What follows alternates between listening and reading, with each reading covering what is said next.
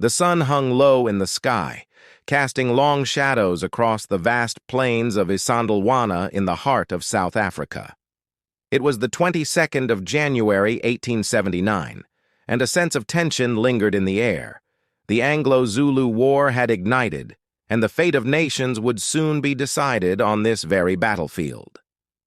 Lieutenant Colonel Henry Pauline, the commanding officer of the British forces stationed at Isandlwana, scanned the horizon with a furrowed brow. His eyes squinted against the African sun as he assessed the undulating landscape.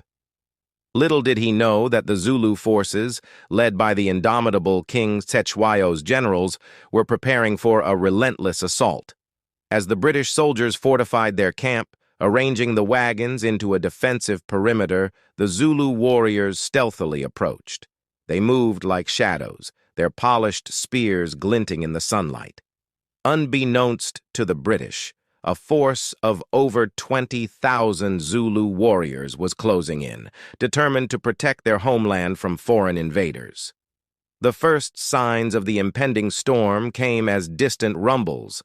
The Zulu forces, organized into impis or regiments, advanced with a ferocity that would soon send shockwaves through the British ranks. The soldiers, many of them inexperienced and unaccustomed to the tactics of the Zulu warriors, were about to face an enemy unlike any they had encountered before. The battle began with a volley of gunfire from the British, their rifles barking in unison. But the Zulus, armed with shields and spears, continued their relentless advance. The British line, stretched thin, struggled to hold its ground against the disciplined onslaught. The Zulu warriors, moving in a coordinated and agile formation, closed in on the British defenses with astonishing speed. Their war cries echoed across the battlefield, drowning out the sporadic gunfire. Pauline, realizing the gravity of the situation, desperately tried to rally his men.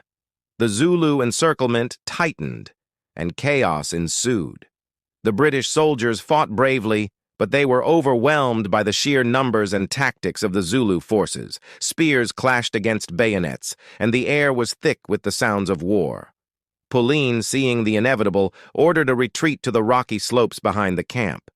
The Zulu warriors, sensing victory, pressed their advantage.